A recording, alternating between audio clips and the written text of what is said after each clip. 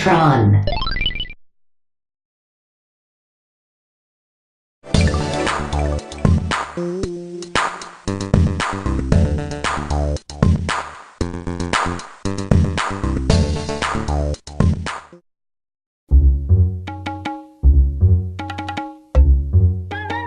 Jock, you think is something off there?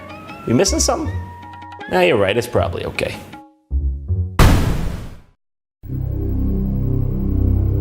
Jock, what is this? Where'd you learn to do this? Have you been doing seed? Back off, old timer. This is cool stuff. Jock, come on, man, you're smarter than this. Winners don't do drugs, remember? Just like all the arcades in the 80s told us. When I'm high, I feel like a winner. We gotta get you straight, Jock. Scared straight. You see this call? I'ma treat you like a bitch. You gonna call my Chester whenever I tell you. Okay, maybe not that straight. The date is October 14th, 1982. Drugs are rampant in the streets of the United States. President Ronald Reagan declares them a threat to national security. The following decades will be shaped by these actions forever, as the war on drugs continues to this very day. The message was clear. Remember, winners don't do drugs. Remember when you'd play an arcade game back in the 80s or 90s? It would show you that screen before you played the game. Not to mention the numerous DARE campaigns that would tour school to school. I mean, truth be told, we didn't even give it much thought as kids. I mean, it was just so ingrained in our collective unconscious. I mean, drugs were such a problem in the 70s and 80s. By the time we were growing up, this was just accepted and expected. Anyone living back then will be able to recall for you the wealth of PSAs on the topic that ranged from realistic to ludicrous. Who taught you how to do this stuff? You, alright? I learned it by watching you. That never gets old. But that's not even scratching the surface. Have a look at this. Now, what's wrong with you? Tonsillitis? Appendicitis? Yeah! Hey, you know what? I think you got a point there. It would be bad if my surgeon was smoking pot while operating on me. Here's a list of other things I wouldn't want him doing. Anything else but my fucking surgery! Now, let's see if I can still make a straight line. You're really a piece of shit, aren't you? And then, of course, there's the one that lives in infamy. This is your brain on drugs. Any questions? Yeah, I think I got a few. So you're telling me that my brain on drugs is a healthy, nutritious breakfast that helps my brain grow? Well, I should do some drugs. How could the point not have been driven home? Even our celebrity idols were telling us that drugs were the spawn of Satan. It even got to the point when Hanna-Barbera and Pee Wee Herman were telling us to stay away. This is crack. You know, I'm just not sure how to deal with the emotions that come up after Pee Wee Herman tells me about crack rock cocaine. This guy just ushered a serious warning to me with that look in his eyes. This is a state of national emergency. You see, Jacques? You're gonna find out one way or another. You gotta get off this stuff. I mean, Pee Wee Herman himself was so upset, he went into a dirty porno theater and jacked his wiener right off. Can you blame the man? He was feeling emotional. He had to go make his dick cry. I'm still not convinced. Hey, little dude, send your mama and daddy out of the room. Oh, I live by myself, thanks. I don't have parents anymore. You know who I am. Snake, dealing in weed, coke, crack, your choice. One of each, please. Take one hit and you'll do anything to cop more. Steal from your mama. Hey man, you get bit by like a mosquito or something? You don't look so good. Do I look like the kind of guy that would do that to a kid like you? You look like a snake! Yes! What? What the fuck? I'm basically half reptile, so he just reminds me of one of my brethren. Okay, yeah, alright. You won't make this easy for us? That's fine. We'll take this to the only place you understand. To the world of video gaming. In the 80s, arcades were the cool hangouts for kids. They had Galaga, Donkey Kong, and of course, hard drug dealers. Now what can I say? It was a sign of the times. Pac-Man popping pills, Mario's eating mushrooms, and Simon Belmont? Terrible off-screen addiction to heroin. And look at him in part 4. Could barely hold his whip. It's sad, really. That made arcades a prime target for the anti-drug campaign, which led to the creation of games like Narc. In this game, you're assuming the role of a narcotics officer named Max Force. Oh, and if you get a second player in there, they can play as Hitman. Lord have mercy. I guess nobody told me cops started doing wrestler names? I mean, not that I'm even upset, I just would have liked to know. Oh, this is great. Now we can finally teach kids good moral standards. You're You're busted.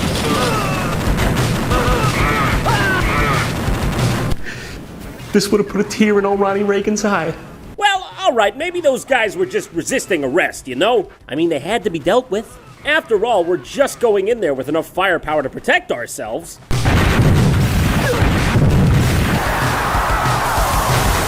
Not even once. That was amazing. Well, to be honest, I guess they were just trying to portray with utmost realism how we handle drug offenders in this country. You're busted. Cocaine is really popular with, the same guy. Too little, too late, talking leg. I'll be able to put an end to this drug ring once I figure out how to drive a stick. How's a clutch work again? Finally, you get to the game's antagonist, Mr. Big, who's apparently a real good Tokyo drifter over here. He's got a picture of himself labeled me. Now, there's so many things wrong with this, I don't even know where to begin.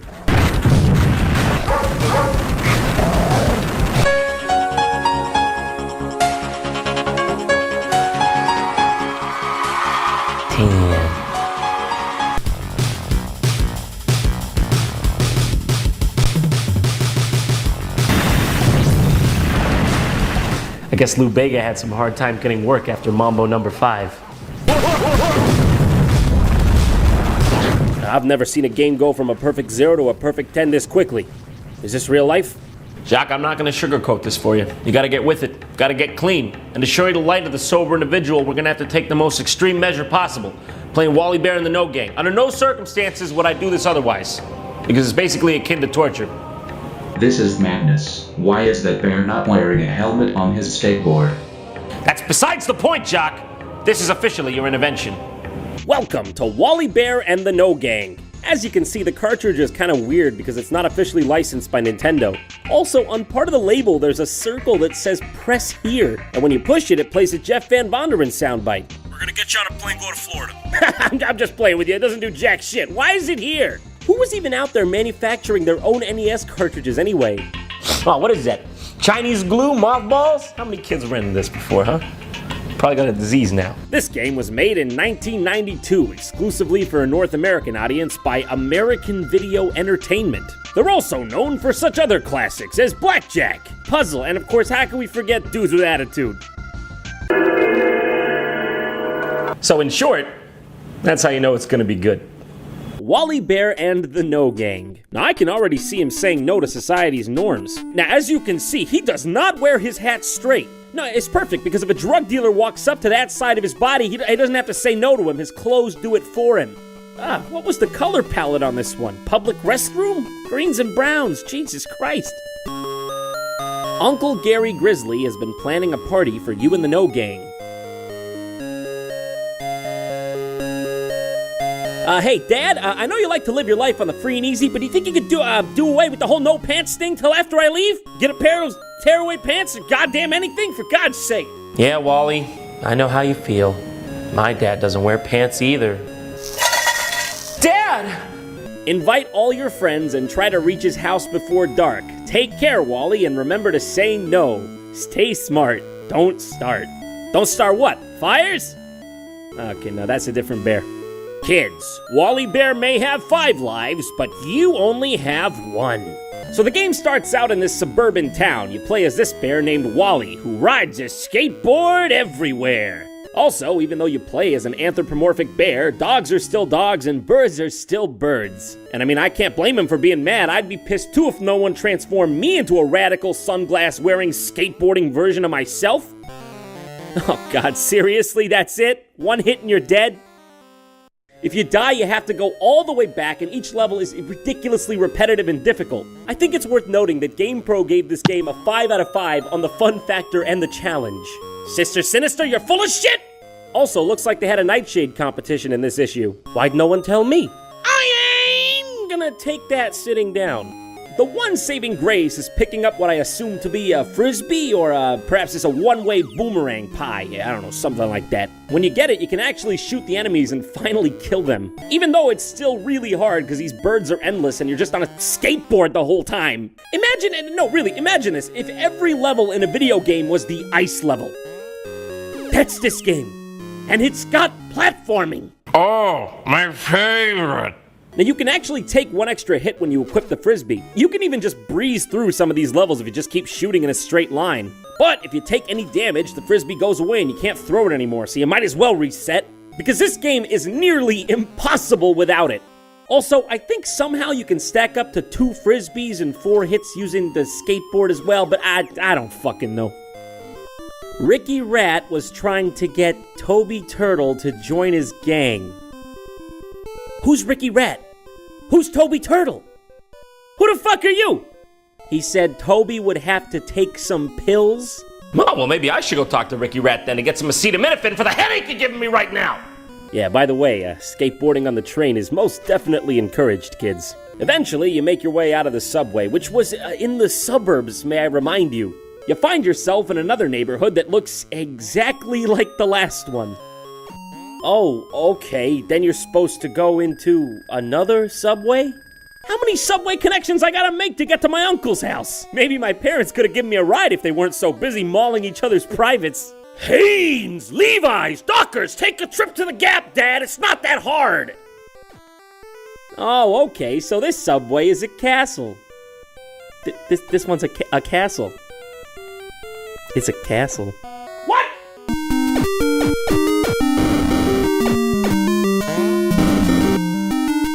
I think getting there before dark might have been the least of Wally's worries. Hey, Wally, you think you could have maybe, taken a detour around this part of town?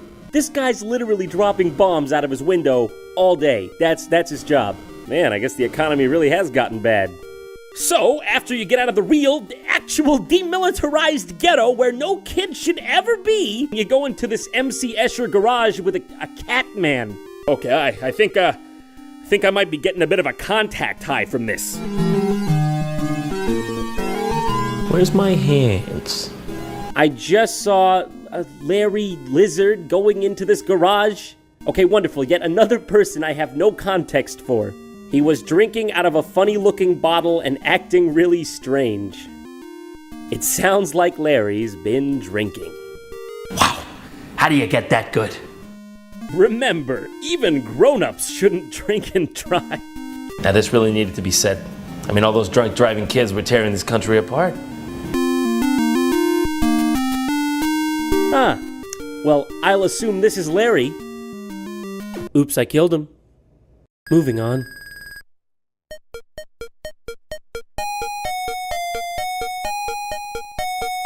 Alright, I have to admit, this time I've been caught off guard.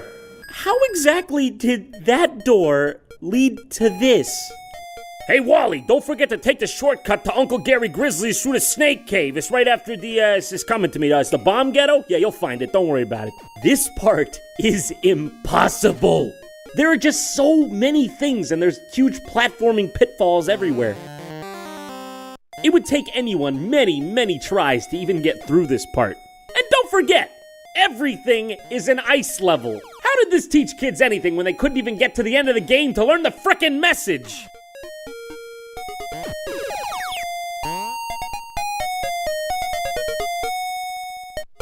What the fuck is this supposed to be? This game has a chronic condition of never explaining anything. 2 minutes ago, we were in the suburbs. Now we're, what, taking a stroll through Nikolai Tesla's secret underground lair? Apparently, according to Wally, I gotta infiltrate a frickin' fortress just to get to my uncle's house.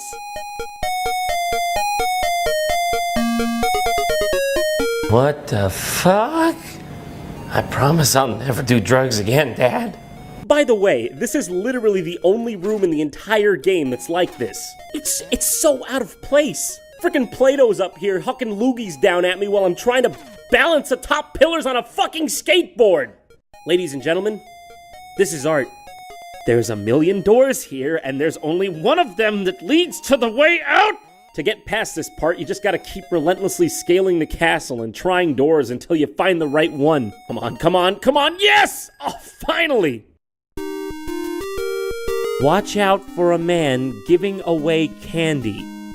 Are you aware that our city has an underground demon fortress in it? And apparently the subway just passes right through that shit. Give me the man.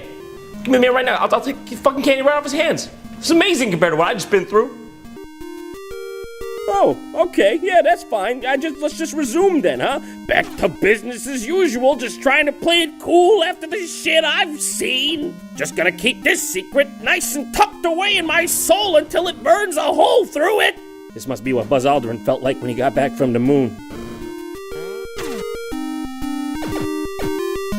Wait, this? I gotta go in there? What is this, a crack den? I thought I was supposed to be getting off drugs. This house's windows are broken. It doesn't even look like anyone's inhabited it for years. Also, the neighboring house is just completely blown up. Just blown half up. All right, here goes nothing.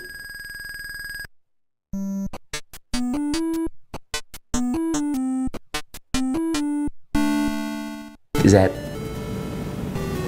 my uncle? Is this my uncle?